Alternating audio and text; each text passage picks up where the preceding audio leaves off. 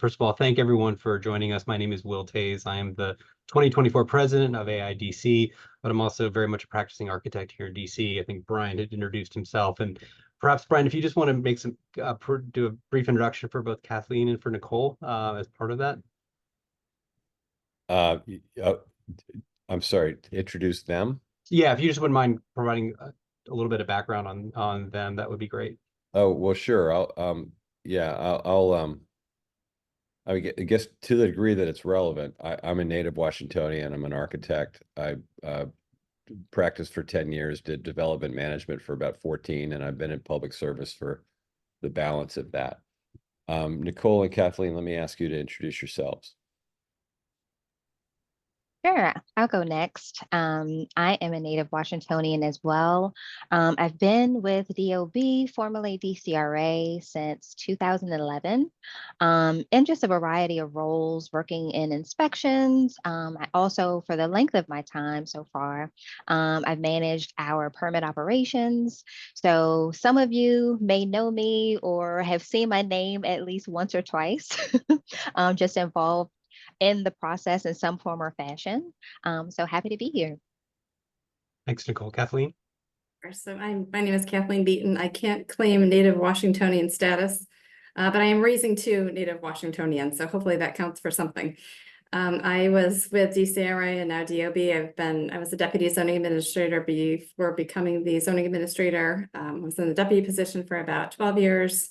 And I've been the zoning administrator since confirmation in last November.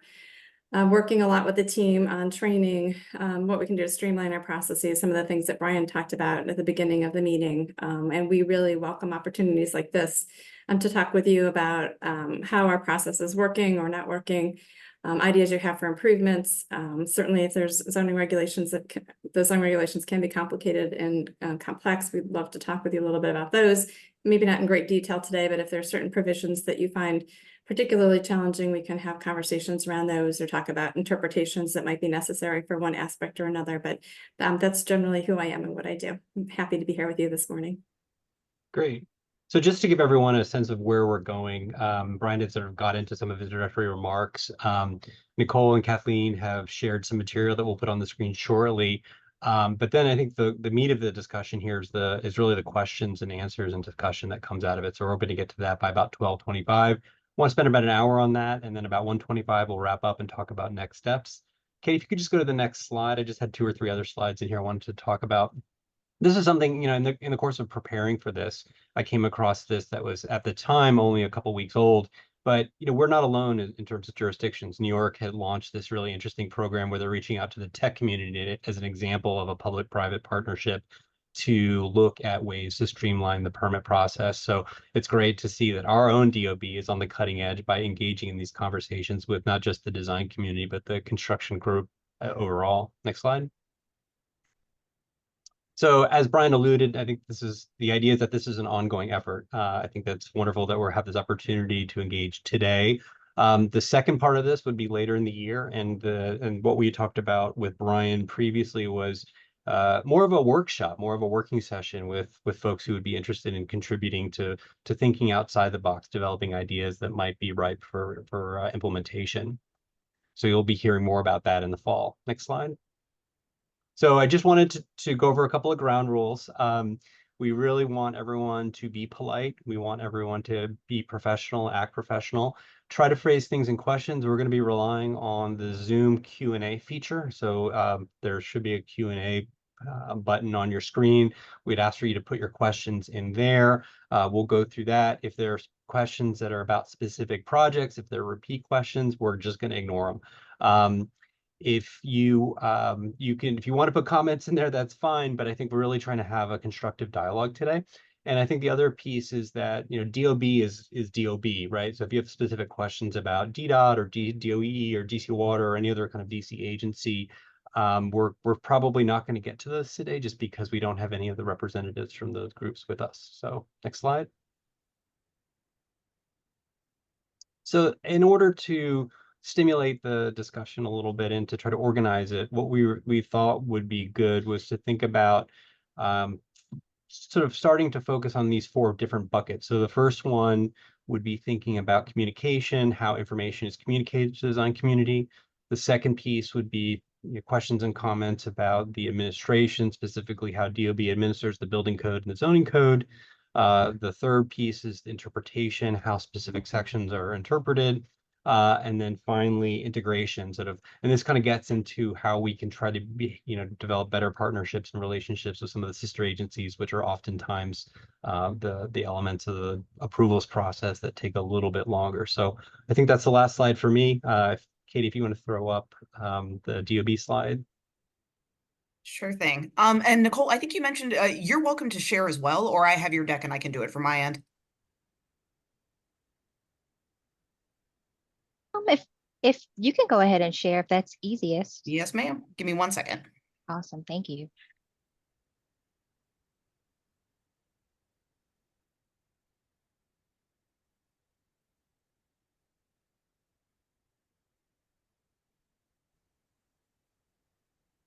Just queuing this up. Give me 1 second, folks.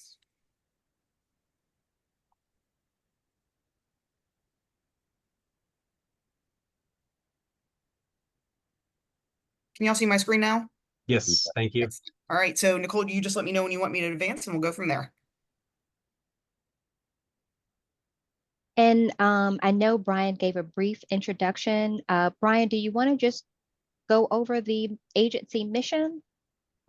I'll just say one thing. You can go to the next slide. I'll say, look, in simple terms, in terms of vision, look, we're here to protect the safety of the built environment to ensure, that that our built environment is in compliance with the code. We're certainly here to try to push the envelope of green and to try to make sure that their energy performance is meeting or exceeding the goals that we've set. But the last thing for me that's really important to keep remembering is this is what a mantra that I repeat all the time internally. We have to see ourselves as being catalysts of economic development. We have to see that what we are, yes, we're regulatory, but we've got to continue to work our mindset towards helping craft solutions that are timely and that are going to keep projects moving in a positive way. So that's it. Please continue.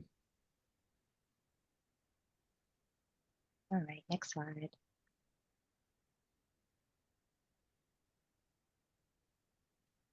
Thanks, Brian. So I wanted to jump into some of the permit data. This starts from FY 2022, which is coming out of the pandemic, where things definitely slowed down a bit. But the data that we're looking at, which shows our primary 3 application types, which are new construction, addition, alteration, and repair, and alteration and repair. These are our big 3, where it truly depicts the development and growth of the city. And the numbers vary, but I do anticipate that in FY24, which is not over yet, the number is going to continue to grow. But this shows that majority of our applications, as you can see, are alteration and repair. Alteration and repair, as some of you probably know, is a combination of many different scopes of work. It's almost somewhat of our catch-all. So that's where the highest number is. And I think that number is going to continue to grow because we're already approaching about 5,100 within that number, and the year is still continuing. But looking at new building, it shows you the progress I think that we've made in coming out of the pandemic, and some of the developments that have taken place within the city. So this information is just to show you that things are continuing to move. I think we're on the upswing of coming out of the pandemic, and we hope to see continued progress and growth. So I want to move to the next slide here. Now, when it comes to the permitting process, there's a lot involved within that process. There is the application submission. There is the plan review. As part of the plan review, it not only includes DOB reviews, but it also includes reviews that are completed by other agencies within the permitting process. So this includes DDOT, this includes DOEE, Office of Planning, as well as DC Water. So oftentimes, we get the question of how long does it take to get a permit, right?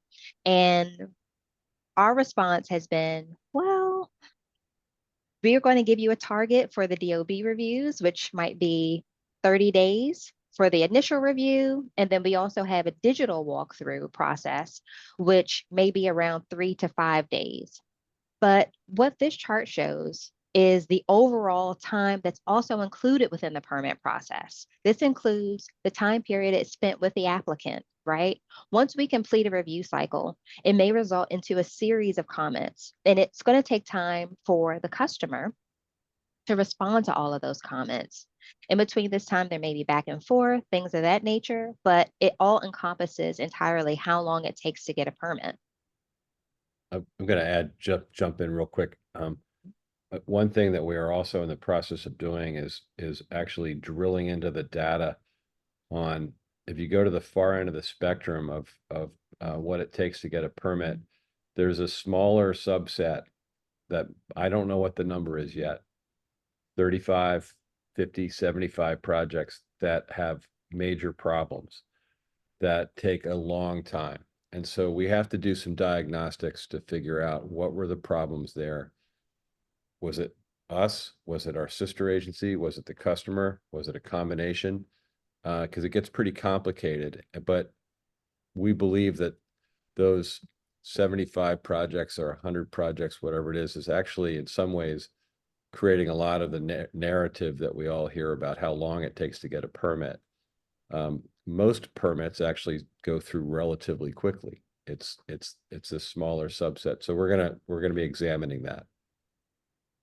And to also add on to a lot of what the director has stated, one of the initiatives that we've completed is truly digging into the data and evaluating what things we can streamline, right? There's some aspects of the process that may not necessarily require a 30-day review. What are those things? And how also can we evaluate some of the comments that we provide to ensure that customers have that information up front, so that at the point where you are in the review process, the first cycle of review, you're more likely to get approval. So a part of that, and as far as the permit entire process, sister agencies are included. And so I just want to highlight in the red, sometimes there are things that like public space, hearings and things of that nature that may take additional time, and in some aspects may even require a separate permit. Those aspects are involved within the overall timeframe to get a permit. And as we evaluate the process, maybe those are things that we need to separate out.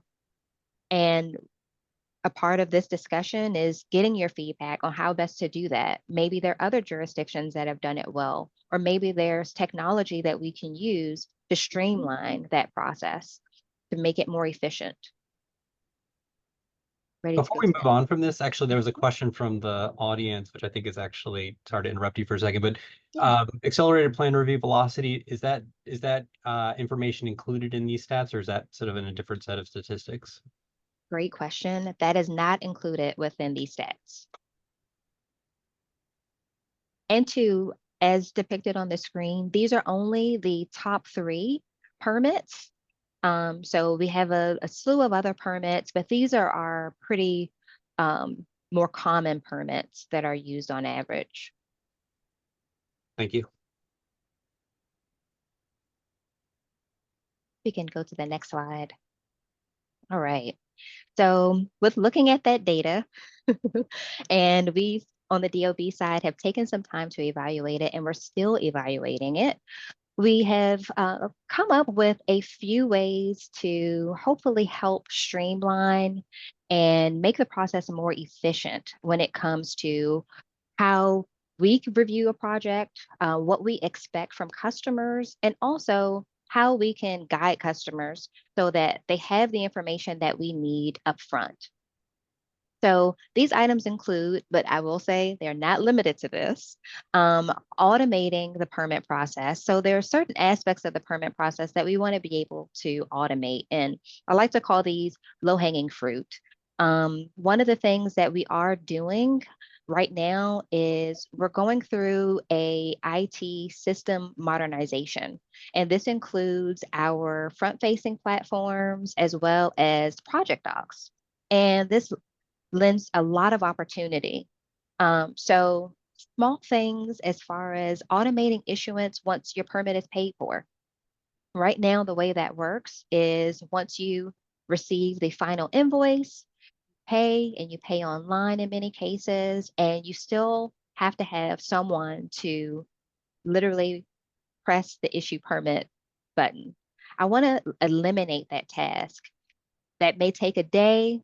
In some cases, it may take longer, but if we automate it, as soon as you make that final payment, your permit is issued. Another option of streamlining is, and not option, I will say, what I'm doing is redefining our review classification.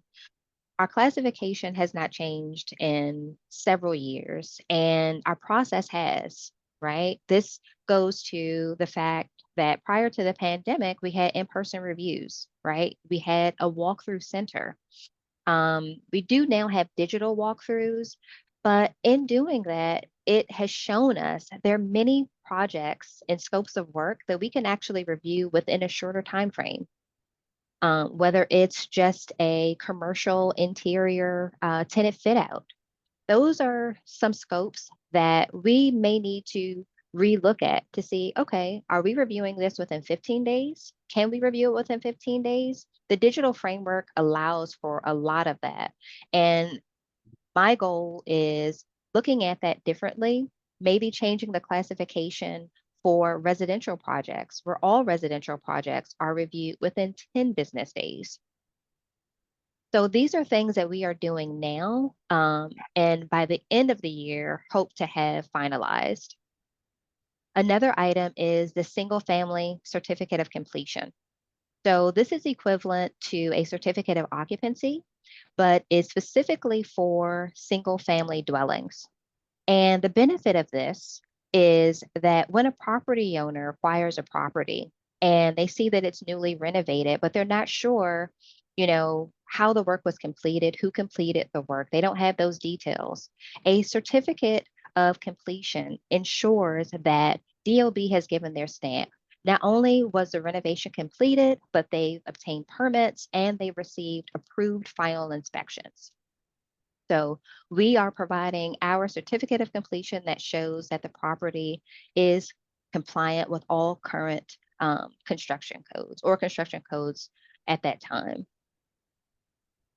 Again, it's something that is required by code and is equivalent to the certificate of occupancy. And how we want to roll this out is not create a separate process, but create a certificate that's issued upon approval of the final inspection. So I want to make sure I throw that out there. We're not trying to create a whole separate process, but something that, again, gives that stamp of approval for a single family dwelling. Another thing that we have actually done, and this is available on our website, and after this call, would appreciate everyone's feedback and thoughts on this. We have developed a plan set template. So if you are submitting plans for your project, we have a template available on our website that shows where critical information should be located. We have a template as well as a sample that is provided that can be utilized. So this is, I will say, phase one of that document. It is subject to change as needed. So feedback is absolutely appreciated. So restructuring our plan review process. This is something that I'm pretty adamant about and have already started to do some of the work on looking at how other jurisdictions handle plan review. So I'm looking at a different approach as to how we currently handle our plan reviews. In many cases and in other jurisdictions, you have a zoning review first.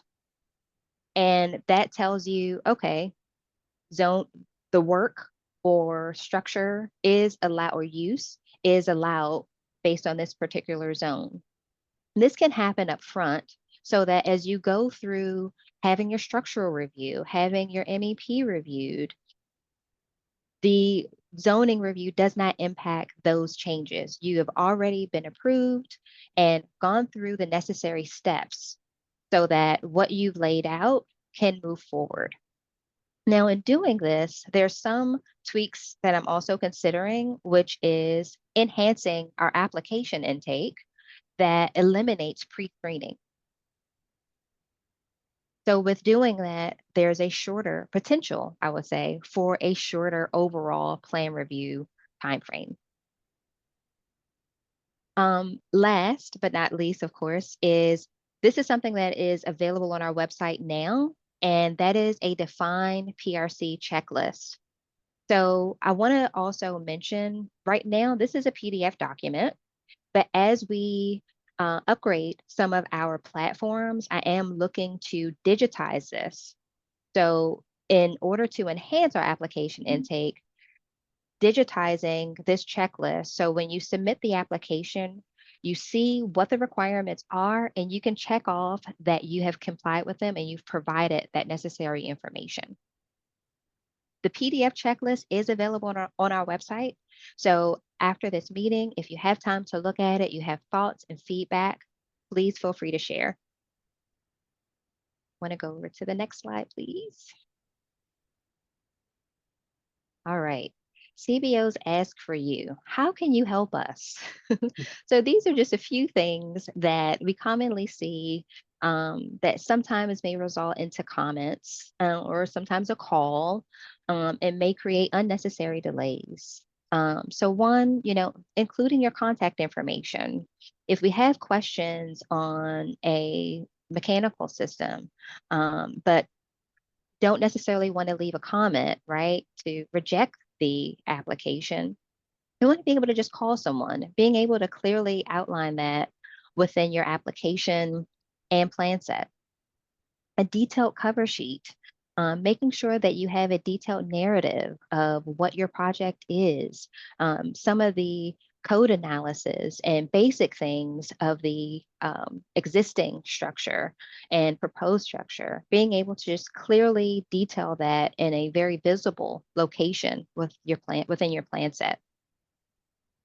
Conduct a site visit for existing plans. So this comes up very often where we have projects that, for instance, they're showing as-built conditions. So on our side, we try to do a little research to ensure that what is provided on the plans is truly what is out in the field. It would be super helpful for us if we had photos, something that you can validate for us that shows us that these are truly the existing conditions. Professional engineering stamps for non-architectural pages. All commercial projects require a design professional stamp. That is different from residential, but all commercial projects do require this stamp, ensuring that that stamp is provided. Utilizing digital stamps. That makes it a lot easier for us to validate, to ensure that the licensed professional has a valid license. Also, giving us feedback on bad actors. You all are really our ears to the ground and to the industry, letting us know some of these things that you may have seen. That helps us so that we can ensure safety and compliance. That ends for me. I'm going to turn it over to Mrs. Kathleen Beaton. Thank you all. Thanks, Nicole. Thanks, everyone. So you'll see the zoning administrators asks of you follows a similar sort of path with Nicole's first few comments. Communication is key. We started talking at the beginning of this presentation about communicating, right? And we're going to talk, I think, after this is over about how we communicate and how we can communicate more effectively and more efficiently, because sometimes it takes too long to get an answer back. And I've been sort of looking in the Q&A to see the kinds of questions being posed about how do we communicate and can we communicate better and can we be more efficient and can we call people? Yes, the answer is we can definitely call people. And we encourage people to pick up the phone and call people, because sometimes that saves 3 or 4 emails that are unnecessary. So we continue to drive home the fact that yes, calls, everybody has a cell phone, they should be able to use it. So we want to encourage people to call us, and when people do call us, to respond to people. This communication part is also making sure that your design team is communicating with each other. Sometimes we see delay because some party in that group hasn't gotten the information or doesn't have all the information. So it's really important for you all, to the extent that you're involved with kind of coordinating that group, or at least talking with your colleagues within that team, to make sure that everybody's on the same page in terms of if the plans are changing, how they're changing, if that results in a change to a different plan sheet, that it's consistent throughout the plans. Consistent with a plat. That goes to kind of items 2 and 3, making sure that the information that you submit to us is consistent and truly consistent. So the team, when I told the zoning technicians that I was going to be coming to speak with you, I asked them to help brainstorm these top 10 ideas that they would like to communicate to you in terms of what would make their jobs a little easier. So importantly, communication, we've covered cover sheet consistency, making sure that the cover sheet is consistent with the plan set that follows. For elevations and section drawings, there was a request that you clearly identify the BHMP, which is a building height measuring point, and then the lowest level height, that those are very clearly identified on the plans. That these are really nuanced things, but just since you guys are architects and designers, I think you'll appreciate this. Labeling the front and rear elevation as front and rear elevation, that's really helpful. And then back to the BHMP for just a moment, making sure that when you mark it at the center of the front of the elevation. So sometimes we get them marked in different places, or not at all in the elevations, or on a section or the rear. Just please make sure it's on the front elevation in the center. For the GC surveyor's plat, I think most of you know that we require a GC surveyor's plat for any exterior work. And the reason that we request that is so that we can do the setback, lot occupancy calculations for zones that have pervious surface requirements. So in the R zones, we look for that for to calculate pervious surface requirements. It's important just to verify a number of things. We ask that it to be to scale. You'd be surprised, maybe you wouldn't be surprised, but we get a number of plats that have been scaled that either they're no longer to scale, or they're a scale that we can't work with. So please ensure that what you're submitting to us actually has the correct scale and that we can measure from it. Zoning code analysis. That, and Nicole mentioned that earlier. So, and I think she was referring to the building code analysis, but kind of a similar analysis for the zoning requirements. What zone is it in? What are the setback requirements, occupancy, FAR, just the calculations that are, and the development standards that are relevant to your particular project. For green area ratio, that's GAR, the exemption form. We find that for the smaller size projects that are subject to GAR, oftentimes people forget to submit the exemption form. So just a reminder that if you have a small project, it might be a small multifamily building, those are still subject to GAR. And we ask that the value also that you include on the form be just the improvement value, so not the land. There's people sometimes include the value of the land in that value, but it's strictly improvements in terms of calculating whether the project is exempt or not from GAR. For CIZC and penthouse addendum forms, there's a lot we could talk about those. I'm sure from your perspective and ours as well.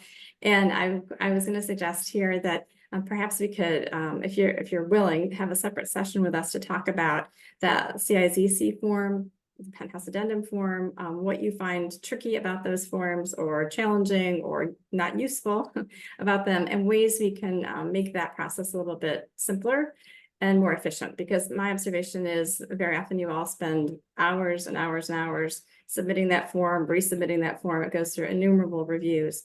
So it's in everybody's interest to see what we can do to make that process easier and more straightforward, and also have the form be more, to be as user-friendly as possible while trying to document all the stuff that we're trying to document at the same time. So there's inherent challenges in all of that, right? But we would welcome a conversation with you about that. And if there's particular aspects of IZ, the inclusionary zoning regulations, that you find challenging, we'd like to know that as well. We can gear trainings to those particular code provisions, or the form itself, or create instructions. Like there's a bunch of different things we could do.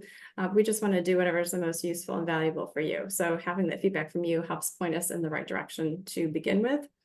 But and in addition to all that, just the basic things that when you submit CIZC, that you provide the draft approval email from the Department of Housing and Community Development for IZ exempt projects. So those are projects that are either 100% affordable or they're getting a substantial amount of funding from city or federal government sources so that they're technically IZ exempt. There's always a DHCD exemption letter that DHCD provides that we ask you for so that we can verify that yes, this is one of those projects that is IZ exempt. There's a $250 IZ review fee, and then the IZ matrix, which lists all the various units by unit number, the square footages, the median household income. There's a bunch of information we ask for. So please be sure to submit all that up front. Oftentimes we get some of that information or none of that information. Sometimes we don't get it until the second or third HFC. So if you have a project that you know is either IZ exempt or is subject to IZ, please make sure that that information is provided. And again, if you have questions about how to complete any of that before you get into the application process, reach out to us and we can schedule a meeting to talk about the form or the instructions or the regulations or whatever the case may be. The modification form, so that's for anything that's been approved by the Board of Zoning Adjustment or the Zoning Commission. The Zoning Administrator's Office has very limited authority to allow changes to what the board or the Zoning Commission approves. So we ask when you submit plans that are subject to one of those approvals to submit the modification form, and you'll be asked to check a variety of boxes, the one that's appropriate for your project in terms of whether you're making changes or not making changes. If you're not making changes, just check the no changes. If you are making changes, then we ask you to identify what those changes are so we can determine whether we have the ability to allow the flexibility to grant those changes or if additional review or going back to one of those bodies is required. So we do ask for exhibits, the exhibits that were provided to either the Board of Zoning Adjustment or the Zoning Commission, and the plan sheet so we can compare what the board saw or Zoning Commission saw versus what you're submitting for permitting. Wrapping up very quickly, subdivisions and site per sub. So here the ask was that you please depict the footprint, the proposed footprint on the site per sub. So when you apply for a subdivision and you submit the site per sub, please make sure that that building footprint is depicted on the site per sub. And then lastly, work in the RF zones. So this is not a new thing. This is been a long-standing problem. I think a challenge for all of us is what to do with somebody whose turret is collapsing or has already collapsed, or you get the building permit and all of a sudden it collapses while the work is going on, or the contractor removes the entire cornice that's supposed to be protected and stays in place, or it's required to be there. So we're asking and we're working internally on training with my team, but also going to be putting out some information more publicly to help educate homeowners around, hey, if you have a protected rooftop architectural element, first of all, please be aware that you have one. Second of all, if you're going to be doing work in the area of it, ensure that it remains, or if there's a concern about it needs to be repaired or replaced, or it's in imminent danger of collapsing, make sure that that's documented by a structural engineer so that that information can be submitted to us when you submit your building permit application so we can review it in advance. Like we very often get involved at the end after it's been removed or fallen down or destroyed or something. And then we're working with you all trying to get, pictures of what it looked like before and specs about how it's going to be the same as what was, to make it be visually indistinguishable, which is what the zoning regulations require from the original. And as you all know, that takes a lot of time and effort. So if as much as we can do on the front end to document whatever this thing is in imminent danger of collapse, let's say, please do that work, and we'll again educate the homeowner that it's necessary so that we can get that information before you begin the permitting process. So those are our 10 asks of you. Thank you very much for inviting us to come and talk to you. Really looking forward to your questions and having the conversation with you around these items and others. Thank you.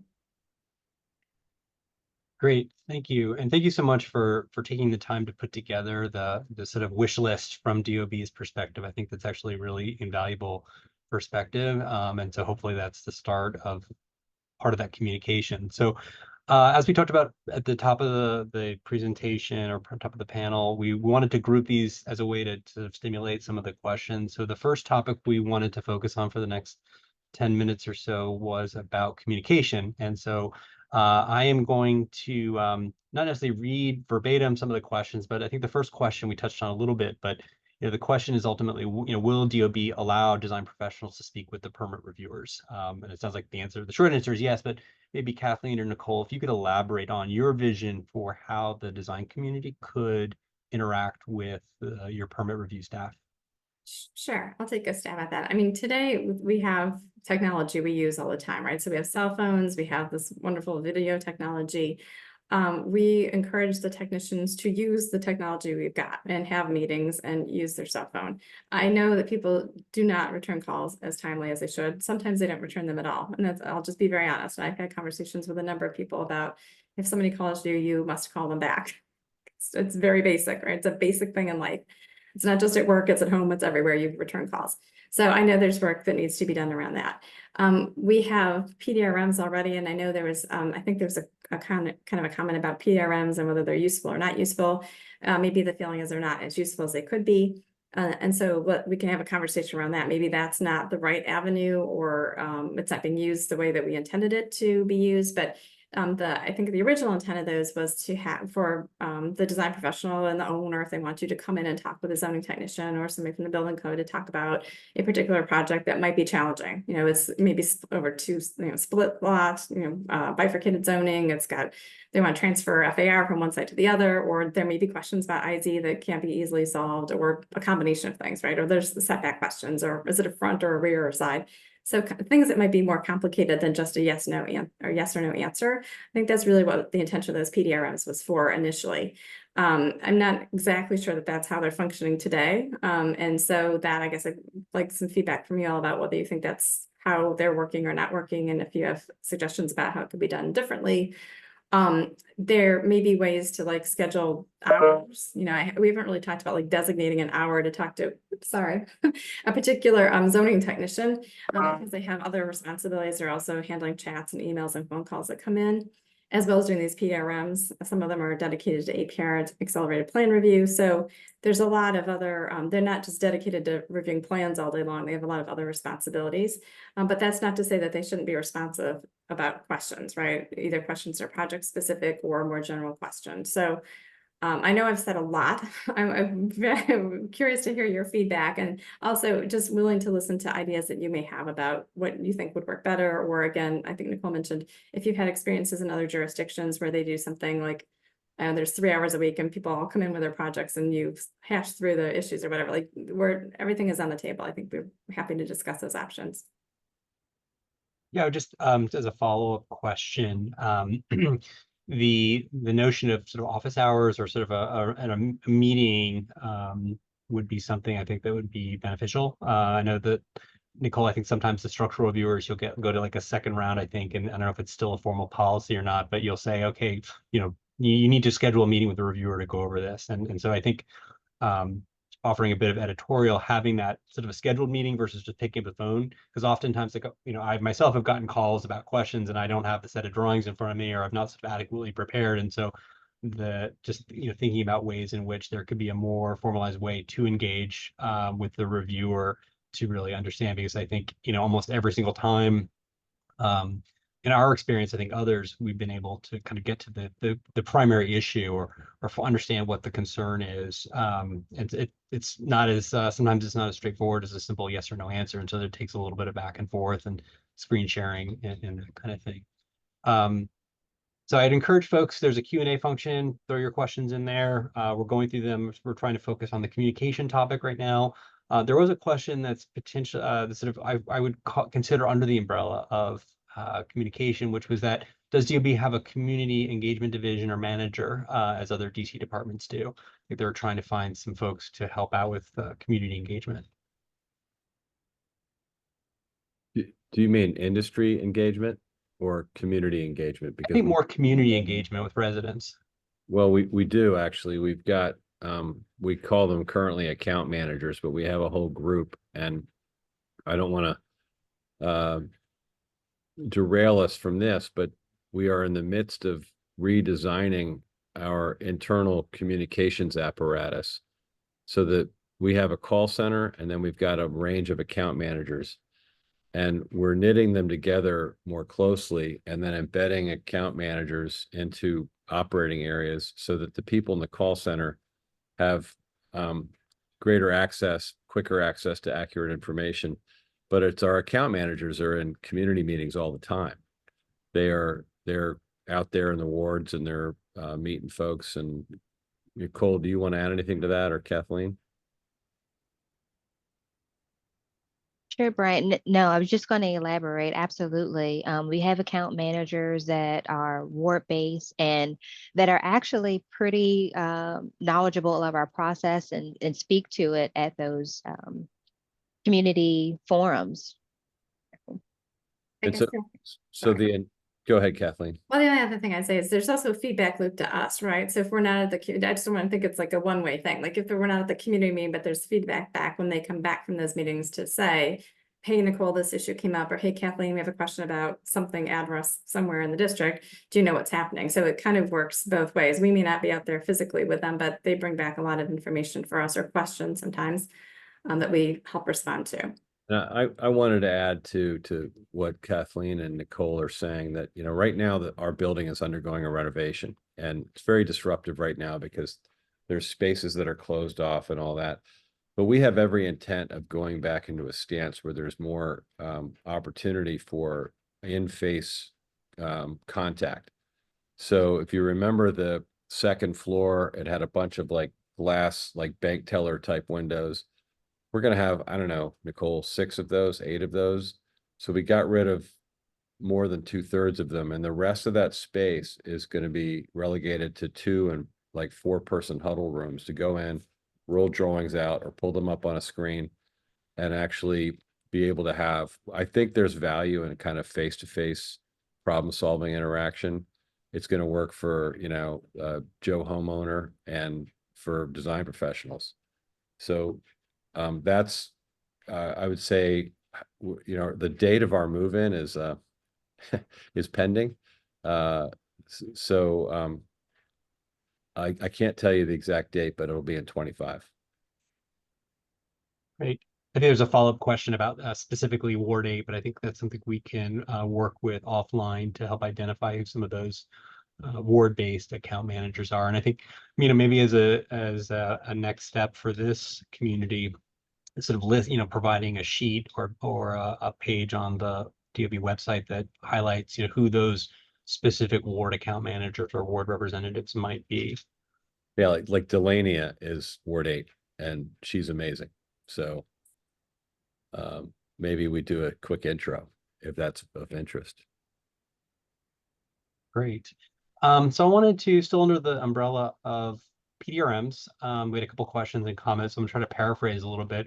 One is the sort of the length of the PDRM, and I think this is probably zoning PDRM, because maybe Kathleen and Nicole, would you just make a kind of talk a little bit about the difference between a zoning PDRM and a kind of a, I wouldn't call it a regular PDRM, but maybe a building PDRM, if there is such a thing. Yeah, Maybe my question is telling. The non-zoning PDRMs. Why don't I take a stab and then Nicole can so the zoning related ones, so several years ago, like I think maybe even, I don't know, before I got here or when I got here a long time ago, there were PDRMs where we zoning participated in the PDRM. There was like one PDRM and everybody was there. But very often those meetings didn't involve zoning questions, right? So the technicians or whomever would sit for hours through a meeting or would finally excuse themselves, right? Okay, this has nothing to do with zoning, I'm leaving. So somewhere along the way, we decided that it would be better to have like just the zoning ones to talk strictly about zoning matters, which can be complicated, but not always. And then the PDRMs for building code compliance or building code related questions.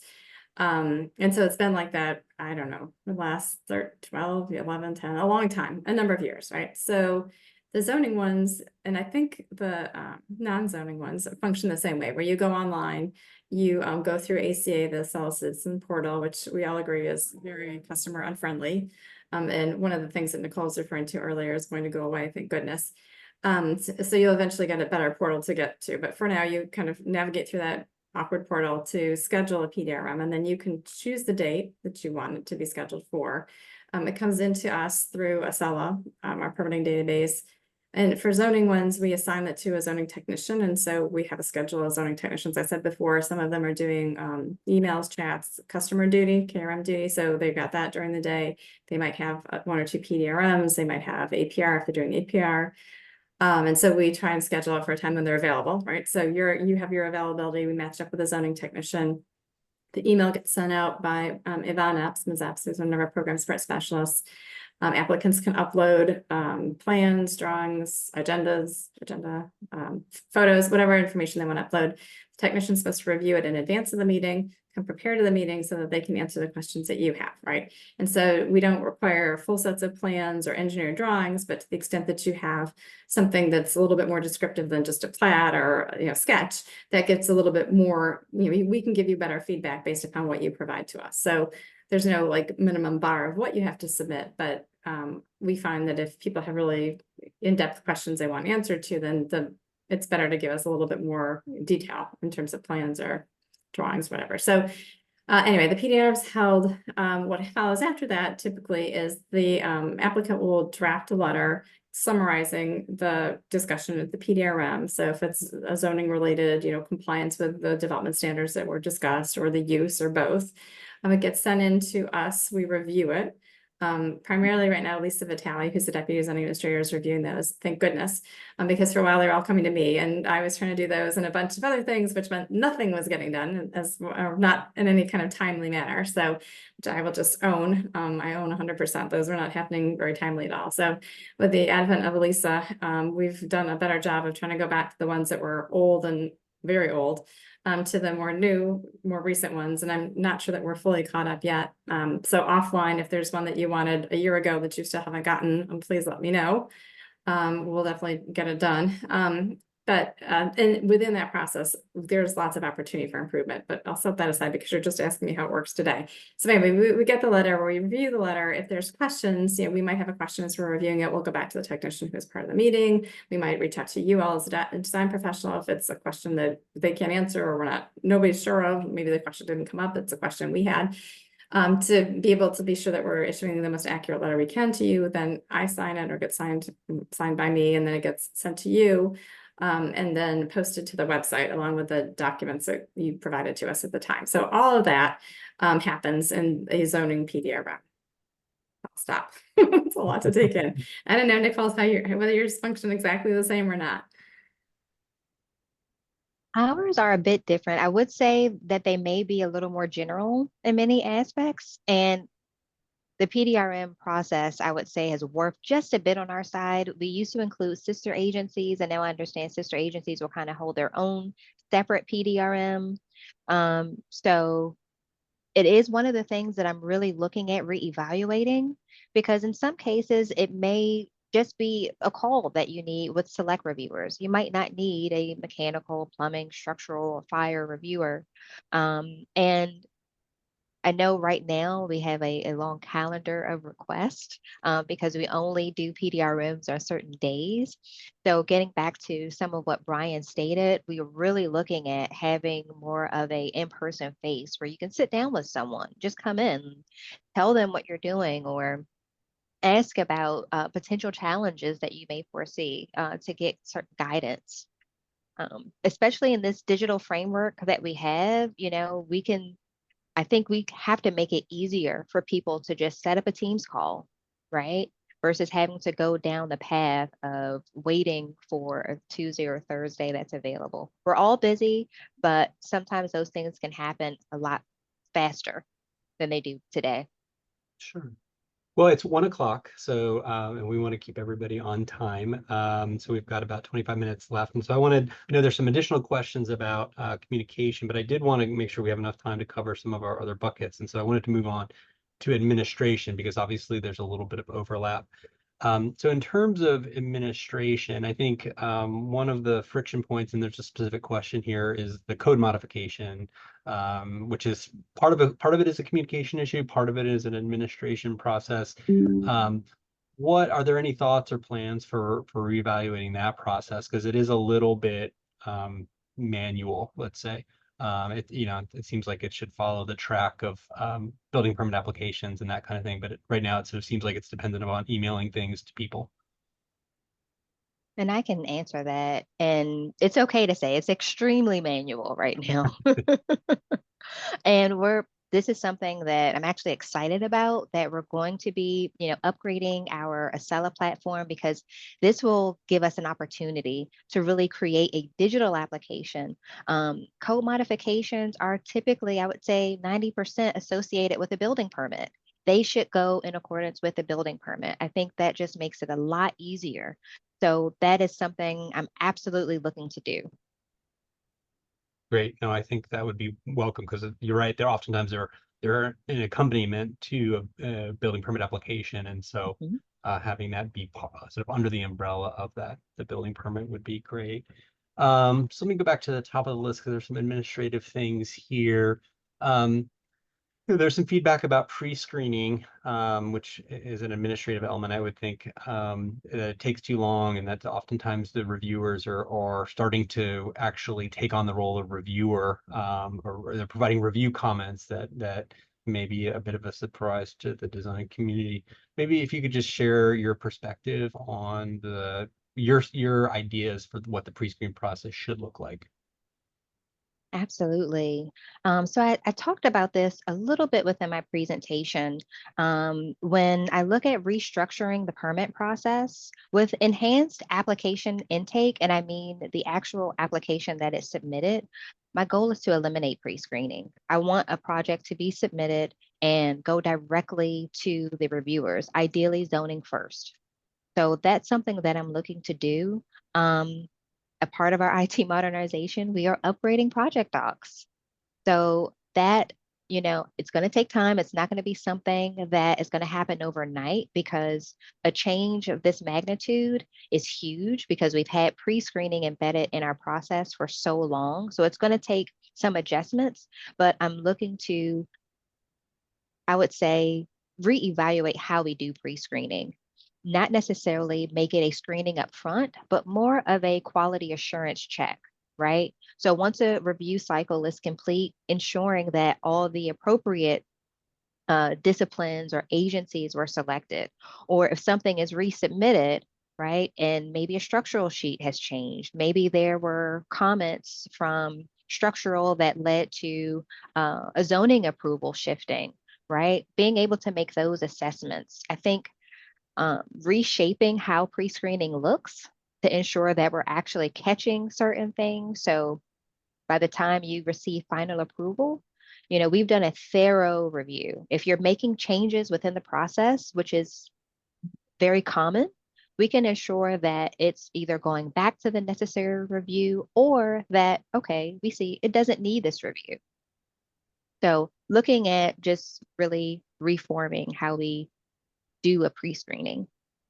Can I also add, I think part of those conversations that we're having, Nicole and I and Brian are having, is like how to better prepare the customer to apply and give us the information we need up front, right? Because we can eliminate a lot of the screening stuff if we just tell people you have to submit the penthouse addendum form and the DHCD exemption letter and the fee receipt and the 5 or 6 other things that need to go along with this, right? Some of it is zoning, right? Some of it is like very nuanced zoning stuff you have to submit. But there might be other items too. And so the more detailed checklist we provide to people in advance, it says, if you submit these 20 things, let's say, then we can kind of do what Nicole is saying. We can eliminate having a human being have to do it, or automate it such that a computer does it as part of this, project docs upgrade that we're talking about. So that can then go directly to the reviewers to review in real time. So part of it is just helping educate the community about what it is that we need you to provide, so that you're providing it up front rather than, 3 HSCs later. Yeah, I think the other, as a follow-up, or in conjunction with that, I believe somewhere on the DOB website, there's sort of these code interpretations. There's some guidance that are given sometimes by the zoning administrator, but other topics. And we had a question, I think, specifically about, for example, ceiling height in single-family projects. And it seems like there in the past may have been some of that information provided on the website. And I guess the same thing goes for zoning determination letters, which I think are published or made public. But are there ways, is there a plan? Are there ways to daylight some of those interpretations or administrative actions that have been taken with regard to projects to help guide future projects? Yeah, that's a really good question. And I think part of it is, in full disclosure, is learning about some of them myself. So I learn about them sometimes on a project by project basis, or I'm having a conversation with a land use attorney who tells me of a determination that was made by the prior zoning administrator. And so we've been having conversations around, well, what are those buckets? Look, what are those buckets? Can we identify it's, a series of about closed courts or open courts, or the ceiling height of the lowest level, or penthouses, like back and forth about stairs versus not stairs, or habitable versus not habitable, or mechanical. There's a bunch of things like that that I think exist in some people's minds and for some projects, but aren't clearly communicated to everybody. And so those are important to review, document, and put on the website, like we have the 30 odd interpretations that are up there already. There's something like 30 of them there now. I think medical cannabis was the last one that we added, or co-living, or both. I mean, I think both are actually the newest ones that we added, but those aren't getting exactly the same thing that you're talking about, Will. They're like additional things that people are concerned about or come up repeatedly, and that lend themselves to having a published interpretation so everybody has the same information. So I've been saying for a while that is a priority of mine. One of the places is where to start, right? Because some of the ones that are even published need a little bit of tweaking. And then we have a bunch of them that aren't up there at all. So that is a work in progress. Maybe you all would love to prioritize for us which ones you think are the most important that get added, or things that you think need to be tweaked to the ones that exist already. I would value that feedback, honestly. Nicole, anything to add on that point? On the Office of Construction and Building Standards, it's something that I'm looking to do, which is actually have a similar format as zoning where we can publish interpretations.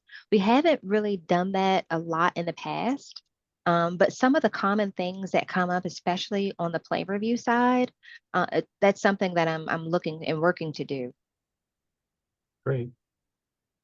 Yeah, I think kind of related to administration, the one of the questions that we face here, but also I know elsewhere within our community, is the application type, right? And I think oftentimes the way it's, as I understand it now, it's sort of you sort of have to start from scratch if the application type changes, which is a bit of a friction point. If there's somehow a way, has any thought been given to how, I don't know how often of those, 5,000 new building applications or additional alterations or whatever those, how many of those change and what that looks like. But I can say from the design community side, it definitely can be a little bit onerous to have to completely redo everything, get a new number, pay a new fee, etc. So any thoughts there?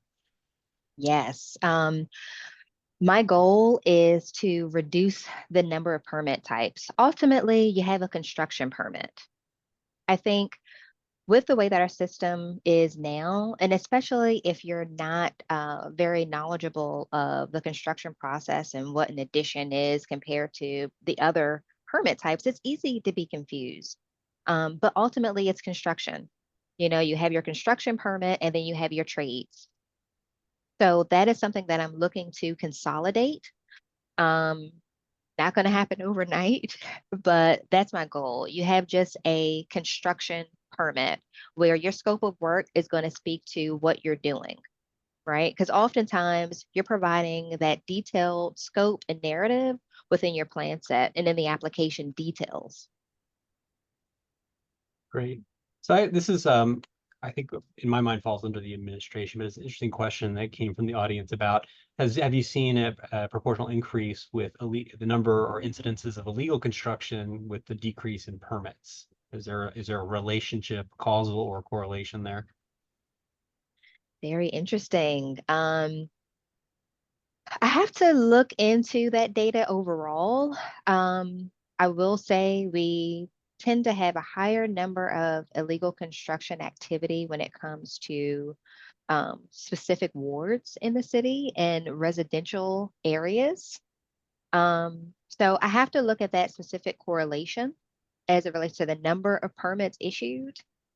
It's a really interesting question. And we have been, in fact, today we're having a retrospective as we move into this next year. We've been going through a DOB stat process where we're looking at performance metrics for all these different operating areas. And one of the things that we're finding is that there's a real art to figuring out how to ask more intelligent questions to start to really divine the data to see, we're trying to diagnose a problem. The stuff you see on the surface doesn't always tell you the real story. I'm inviting you, Will, and AIA I'd love to be, that's a great question. And I'd love to be able to keep getting in, if you've got questions about data, it helps us get smarter. So that's a good channel to keep open. Yeah, no, it's a great question. So I want to talk another topic on administration this will be my last administration question. Then we talk a little bit about interpretation, but permit revisions. There are a couple questions here about the permit revision process, and I'd be curious, Nicole, specifically. It's I think more in your bailiwick of, right now it's in some ways treated as a whole new application, or you get another number. But what are your thoughts for how to improve that? I think other jurisdictions have got a more streamlined process for that. So I will say we've actually tested some different workflows when it came to revisions. Like similarly, we have permit extensions, and the permit extension, it keeps the original permit number and it has a suffix of EXT. We tried to do something similar with revisions, but it was overly complicated. We didn't get the same results. It led to a lot of confusion.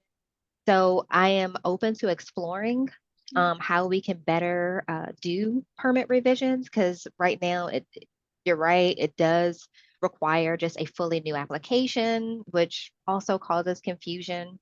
So it's something that I'm exploring, and if there are ideas out there, yes, I'm open to them. Great. Well, it's about almost 1:15. I want to transition on to interpretation. So I think we talked a little bit about the interpretations as they pertain to zoning PDRMs. I think that there was a question here that was very specific, I think, about let's say ADA signage and fire extinguishers, but I think it's part of a bigger question, which is the interpretations that are made by the plan review staff versus the inspectors. And I think all of us probably in the design community have had a situation where there is two different interpretations of the same topic from a plan reviewer versus a construction inspector. Any thoughts as to how to kind of work on that or resolve that? So a part of me coming in as the chief building official is realigning the teams under my purview and having them work a lot more closely, so they understand what the reviewers are seeing on the front end, and the reviewers are understanding what the inspectors are seeing in the field. And that's a part of my approach, us just working more collaboratively so that have the same understanding. And also, going back to the interpretations, I think because we have not had like a public or internal library when it comes to some of these things, doing that will really help to put us on the same page. Also publish it for our customers so they know. And I'm also developing a series of checklists. As I don't want to say old school as it sounds, it really kind of just helps to create a standard, right, that we all follow. So I'm doing that on the plan review and inspection side, and it's led to a lot of great conversation amongst the two groups, but ultimately we leave with the same understanding. So the more we do that, there's going to be a level of consistency and transparency created. So I'm hoping that you'll see that within the coming months, because we'll be able to, one thing I'm doing is we have a newsletter that comes out. So our newsletter might be our first attempt at getting some of these interpretations out, just based on the common things that we see on both sides. Well, thanks, Nicole. The only other thing I would add is like a QA/QC process. We've been talking a lot about that too. For how we've done, right? Did we do well during the permitting process? Did the application go to all the divisions or agencies that needed to go to? How was it reviewed? How was it HFC'd, right? What happened on the back end? And so I think that doing that kind of analysis too will help us understand where those disconnects might be happening. So they don't just happen with a plan reviewer and the inspector. I mean, you're thinking the building code, but I'm also thinking from a zoning perspective. We could have potentially have disconnects there too, right? So I think that's one of the things that most excites me about this kind of rethinking about how we do our work is actually dedicating some time and resources to looking at how we've been doing and assessing, what are we failing on? What do we miss routinely that points to either training on our part, maybe there's something that people aren't understanding or whatever, whether it's the plan review or the inspector, right? It could work either way. But I think that's another kind of tool in the toolkit when you talk about this question of like, how can we be more consistent in what we're doing on the plan review side and then on the inspections side as well. Great. I'm going to consider this question an interpretation one, but it sort of speaks to, there's from the design community side, there seems to be a lot of sort of new faces at DOB, and some of them are sort of independent consultants or third-party consultants. And sometimes the interpretations, are different, right? They're looking at the code, or they've looked at the code so differently than folks traditionally. And speaking of, from personal experience and having to sort of speak to clients and say, yeah, DOB approved this in the last project, but they're not approving it on this project. Maybe talk a little bit about your vision for the role of outside individuals within the organization, and is that a long-term plan to increase that, decrease that? Any thoughts there? So I want to make sure I understand the question too. Would you be referring to like contractors, some of the outside resources that we have? Yeah, so we do utilize contractors to just kind of help with the demand. And I will say I have seen where sometimes they do not necessarily understand our specific regulations. And DC is very unique in that way, where we don't just look at the standard code. We have our own municipal regulations that supersede that code. And sometimes they're not familiar with it, which leads to a lot of confusion. So we're working on providing training for those contractors. Ideally, we want to hire internal staff where they're embedded within our process. They fully understand our municipal regulations. But sometimes we just need contracting support, right? I would add to that I think one of the things that we learned this year is that we need to do a better job of how do we optimally use the contractors we have access to, because they're not all equal. So some of them are really, really good, and some of them aren't so good, and some are in between. And so what we've been doing is having conversations with, we have, our budget is like $5.2 million or something like that we stretch across all of our outsourced. Well, we're doing better work now to figure out what are the precise services that we need to help us, so that we're spending that money smartly, but also getting the great talent in, because some of them are really good. And I saw one of the comments that was like, I get comments back from people that aren't DC-based reviewers, and their comments are weird. I forget how they said it, but so we're looking at all of that, to be frank. And I've had multiple meetings in the last 2 months with contractors to figure out how to get better and smarter in that regard. So that's an area that we're working on. I think there's some feedback in a couple of places here, and this isn't necessarily an interpretation, although you could argue it is, but the sort of the length of zoning reviews, and often those are the last reviews that come out of a review cycle. Oftentimes those are the most consequential, right? They really affect the building form, and then have these downstream consequences on other aspects of the building. I think it's partially related to the, if there's a way to sort of formalize the PDRM process. But I guess, Kathleen, the question to you is sort of what's taking so long? Why are zoning reviews taking so long? Is it a question of staffing? Is it a question of prioritization, or what's some of the things driving that? Or is there a plan to ameliorate that condition? Thank you. It's a good question. I'd say it's a number of things, right? We have had some vacancies. When I became the zoning administrator, there were, I think, 3 vacant zoning technician positions that we hired for. So we have 3 new faces. When you talked about new faces earlier, I was wondering if it was the new zoning technicians, who I don't consider all that new anymore, but they are new to the team. And sometimes new people, they don't know as much as the folks who've been around a little bit longer. So they sometimes make mistakes. I've been here a long time and I make mistakes, so we're all humans, but so that has been part of it, and certainly getting those new faces fully trained. And whether there are FTEs or contractors, it takes a while to understand the zoning regulations. I don't have to tell you guys that. You know, it takes a very long time to feel like you have command of them, which is why, you know, on one hand, it would be nice to hire more people. I would love to hire more people. But as I tell Brian on an almost daily basis, I also have to train those people to be able to do the work that we need them to do. And there's a steep learning curve with zoning. So I think it's a combination of, we've had some vacancies, we've had people come and go. The zoning regulations are complicated, and so sometimes it takes us a while to kind of drill down and understand, well, what is really the issue?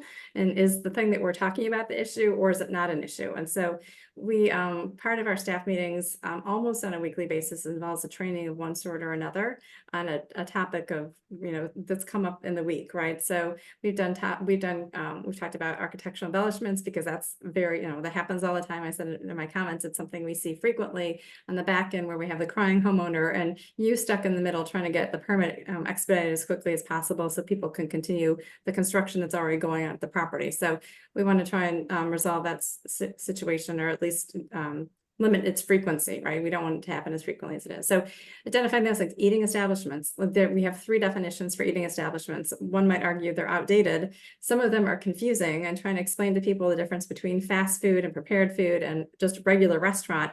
It has people scratching their heads, right? So that was a conversation we had this morning about, well, what can we do? Like, we don't write the zoning regulations. We do interpret them. We provide lots of feedback to the Office of Planning. And I will say we work really closely with them. We're going to be coming, I think this fall, we'll have some a zoning text amendment for required rear yard, and hopefully going back to the regulations that were in effect before the zoning regulations eliminated anything in the required rear yard. So I think that will be a positive, a benefit to everybody, for the homeowners that you're working for you all. So you understand the rules are hopefully going to go back to what they were before this change, that allowed nothing in the required rear yard. But those things take time, right? Like my answer is things take time, unfortunately. Some things that we can do to streamline, like Nicole's already talked about and Brian mentioned earlier, like where we can ask people for all the information we need up front, and then be really rigorous and not accepting the application unless it has all that stuff. I mean, sometimes, frankly, we take in stuff that we shouldn't have, and then we're trying to get, to be very honest, right? We take it in and then we wind up having to deal with it, and it may not cause any, you know, there may not be any question about it from anybody until it gets to zoning. And then zoning looks at it and is like, well, you know, they said it was a flat, but there's 4 dwelling units, right? And then all of a sudden we're like, well, there's a problem, or your IZ says you're going to have 12 units and you have 7. So I don't think there's one answer that solves this, but I think there's a number of things that we can do, kind of working together and making some improvements and kind of iterating, like, did this change it enough? Did this move the needle the way we wanted it to go? Okay, no, then we need to go back, right? And so I think this kind of dialogue where we try some things and see if it's working or not working works. And then, you know, yes, I love resources. Brian knows I love resources too. We'd like to augment the resources that we have. We think, you know, we're going to do some evaluation of how large a zoning department we should have. That's something nobody's really ever asked. And the city of our size, should we really only have effectively 9 zoning technicians? Its bottom line is, I mean, look, we have vacancies, but you know, and it's hard to attract talent. But one of the things that probably makes it hard to attract talent is when you have our zoning team is the volume of work is exceeding the team's capacity to actually process it in a timely way. If you want to help us, don't tell them I said this, but go lobby the daylights out of council and you know, and say, put more zoning reviewers. And if you tell the mayor that, I'm going to get fired, so please don't. We are recording this, but we're not going to send a copy to the mayor. Yeah, please don't, because, you know, anyway. No. The bottom line is we need more resources. And yes, we have a tough budget, but this is one of those areas where, you know, we are an engine of economic development. If we can shave a month out of the really key hard projects, or 2 weeks or whatever it may be, the carrying cost for that stuff just happens faster. Homeowners get their projects started faster and finish faster. Buildings downtown or wherever they're happening start and end faster. That creates tax revenues. There's a whole machine in there. And yeah, we need more resources. And I'm just, you know, just saying, I think Kathleen's managing a lot of volume pretty well, but it's definitely a resource issue. Well, we just have 2 or 3 more minutes left, and we did want to talk a little bit about the relationship DOB has with some of its sister agencies. And I think my question to you, Brian and Nicole and Kathleen, is: are you seeing? I mean, I would say that there does seem to be an emphasis on DOB to trying to improve things. Are you seeing similar efforts at your sister agencies? We are, let me say, I'll start this and, guys, you can chime in.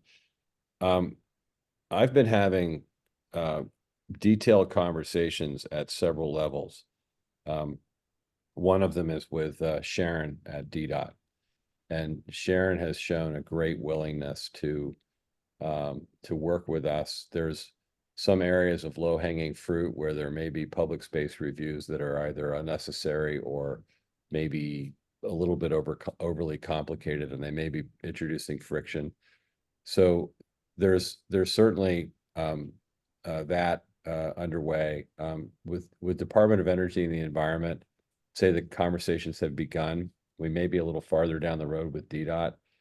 I had a meeting the other day with Pepco, which may be somewhat less of a problem, but I haven't told the team yet, but I've got a bunch of notes I need to send you that outline, kind of a follow-up where we're looking for intersection points to see how do we orchestrate all of our stuff better. So the short answer is yes, Will. We are underway. DOB could do all these, we could do some really great things in the next year and a half. And if our sister agencies aren't coming along with us, that chart that Nicole showed you earlier isn't going to shift in the other, the blue line, which I think is our sister agencies, is going to stay where it is. So we've got to work together. Great. Well, it's 1:28, and I want to keep everybody on time, not the least of which myself, because I've got some other stuff to do today as well. But first of all, just thank you so much, Brian and Kathleen and Nicole, for taking time to join us. But I think more importantly, to adopt an attitude of engagement with the design community. It's something that we really appreciate. At the beginning of this, I talked a little bit about the next steps. And so, Brian, this is sort of your idea, but the idea is that we would get folks together in a more of a working group, a charrette kind of situation where we would sort of task different groups with different things and really kind of generating some ideas that could then be reviewed by DOB for solutions. And so if folks are interested in that, we will be publishing something through AIDC later this year, asking for volunteers for that session, and then also indicating an area of interest or expertise that they might have. So please be on the lookout for that. Love the newsletters from DOB. It's a great way to kind of get information out to not just the design community, but the public at large. And then finally, I just wanted to apologize to anyone whose question I didn't get to, or if I misinterpreted somebody's question. And then Brian, I'll turn it over to you for the last word. Well, I did put it into the chat, and hopefully people saw it, but we are going to we'll get a copy of these questions, right? Mm-hmm. So we'll go through them. They're really great questions. Some of them are fairly detailed. We kind of hit points here and there. Team, I would prefer that we just take the questions and have kind of a running list of, question, response, and this becomes part of our project record. So, absolutely. Yeah. Well, thank you everyone for taking time today to join us. Thanks again to our panelists, and we look forward to, and the notion that this would happen again on a more frequent basis is good and important. There was also a question about, there, I guess in the past, there have been kind of a quarterly meeting with permit expediters, and I think this idea of a regular engagement with the design community, the permit management community would be great. So with that, thank you all so much. Enjoy the rest of your day and try to stay dry. We appreciate you. Thank you. Thank you. Bye, everyone.